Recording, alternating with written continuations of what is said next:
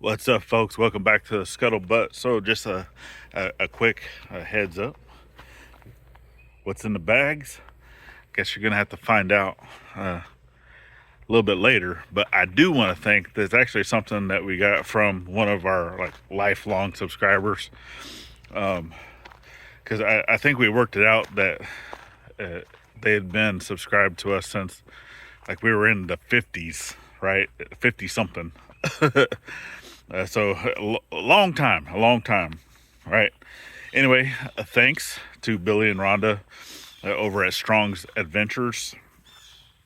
We were able to get some wire to help rewire the playhouse. And actually, I think what's going to happen is, even though this building right here, the metal building, that's like my blacksmith shop / storage, it's a disaster. But anyway, it is a temporary building. All that you see right here, right? This tent, that building, this tent, all that stuff, even the dogs area, all that's temporary, because eventually a barn's going to go there, right? But while it's there, I would like to have some permanent power, permanent, right? Stuff that we can always take out later. But he actually got me enough wire that I can actually run wire or power to that building for the blacksmith stuff and shop stuff, right? And then basically from there, we can connect the wire going to the playhouse, over to that. So I think that's what's going to happen. We're going to go ahead and redo that. Now, with that being said, obviously, I'm going to have to get a panel for the shop. So I'm going to look around, see what we can come up with. Yes, I know that we have this other power pole up here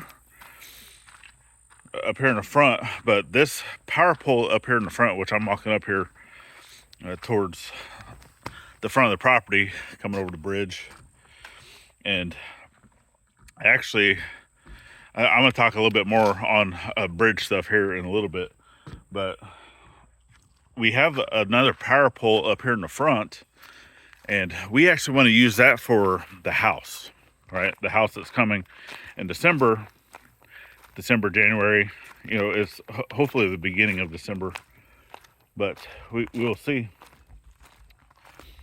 And I would like to get power going into the shop, and then we can route basically from that power panel, because I would do like an actual 100 amp panel, right, and run it to 100 amp breaker, because the service panel over there is 200 amp.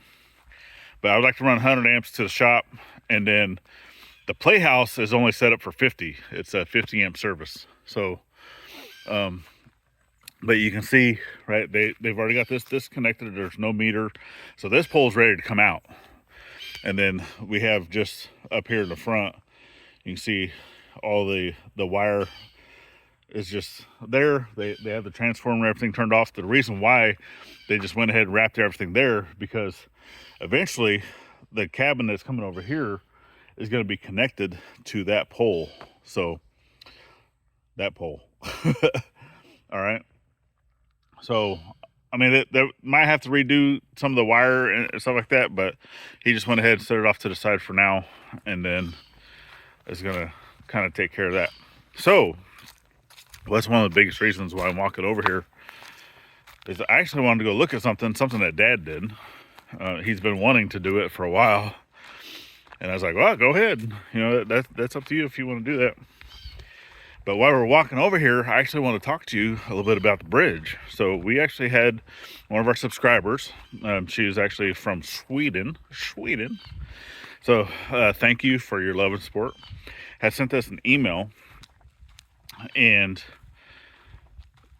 she was inspired. So, and she's up there in age, probably up around my mom's age, and maybe a little younger than my mom, but still.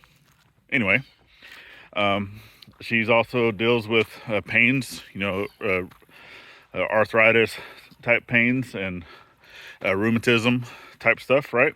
So, but she was still inspired to build a bridge based off of how we built our bridge. And you know, that just it puts a joy in our heart, right? That someone is taking projects that we've done and it has inspired them to go out and do their own thing. And then she sent us an email and showed pictures and stuff. And I've asked her, you know, if we can share some of those pictures and such. Still waiting on a response. That's why you have not seen those pictures in this video. But hopefully by the next video that we put out, man, look, we might have weather coming. I don't know. But hopefully in the next video that we put out, I'm going to show you guys, because she did an amazing job. It looks amazing. So, and just to know that, you know, if you have it in your heart to get out there and do something, you know, or you have a dream and you're inspired by somebody, go out and do it, right? Even if it takes you a month, if it takes you a year, right? If it takes you several years, if you're wanting to get something done, go do it, right? That's what it's all about. You know, don't let nothing hold you back. Don't let nothing hold you back. So, I was actually wanting to come over here because Dad, well, I thought he pumped it out completely. So as you see, I'm over here on the side road. So we're actually still trying to figure out, you know, what's going on with this side road, because this is our property and they still have not closed off National Forest. So unfortunately, we have to let people utilize this road. Because as long as that's open to the public, this access road has to be open to the public. So it is what it is, you know, until we can figure out, you know, what's going on with that, because they've told us that they're going to close that for public use, but until they put up some type of fencing, we have to leave this open for public use. But Dad was wanting to pump this out, which I need to be careful walking through here. So over here in the front, I don't know if you can hear all the frogs, but he was pumping this out. And that's one of the biggest things, right, is he wanted to capture some of these frogs, because for one, there's actually a lot of fish in here. A lot of smaller fish, some decent sized catfish. And we did not, from what I have known or whatever, we have never been able to catch catfish out of the pond. You know, we've gotten crappie, we've gotten perch, we've gotten bass, and I want to say that's it, but there might have been something else in there, but never any catfish. And then Dad had actually started catching catfish out of here. So this, right, is basically the beginning of the creek, because if you look over on this side, over in our neighbor's pasture, right, there's nothing. But whenever the water is flowing, right, because we're in between two ridges, so there's a ridge on this side and there's a ridge over on that side, and water does, you know, come off of both sides, and it will flow through there, but it doesn't really, you know, it's once it gets to here, this is when it's captured into this big pool, and then it'll actually start to flow fairly decently. And then, like I said, this is a seasonal creek type thing, but normally this area here, this holds water year round for the most part, unless it is pumped out like it is now, which I can tell you pumped down quite a bit. And then you can see like how much this has just eroded right here. And that's one of the reasons why there's a concrete out in the middle, because there wasn't enough riprap down here around these concrete culverts, which, because this is our property, we're supposed to be maintaining it, even though it's access to National Forest. So to get this fixed, right, we have to do it. So all in due time, I guess we're gonna have to take care of that. I don't have a means or way of doing that. But then if you come over here and look on this side,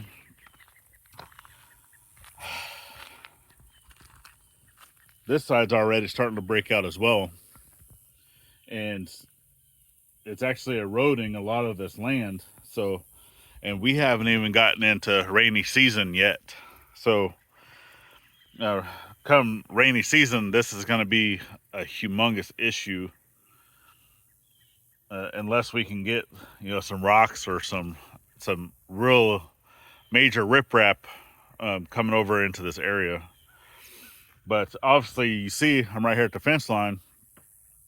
It's not my property.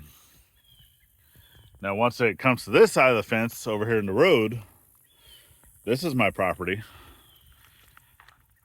But it's one of those that I need to be able to get a hold of said neighbor